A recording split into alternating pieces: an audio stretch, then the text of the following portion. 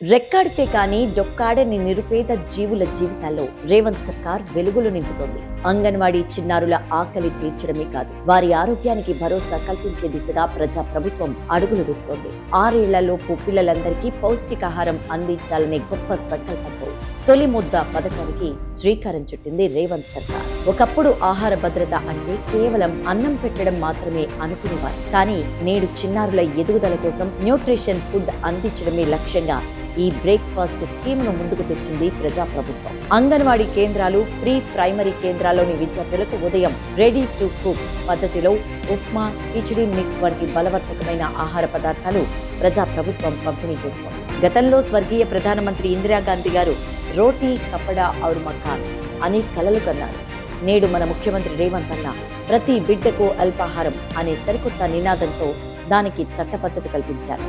చిన్నారుల్లో మానసిక ఉల్లాసం, శారీరక దృఢత్వం పెరిగినప్పుడే ఆరోగ్యవంతమైన సమాజం ఏర్పడుతుందన్న సంకల్పంతో ప్రజా ప్రభుత్వం గొప్పగా అడుగులు వేస్తోంది.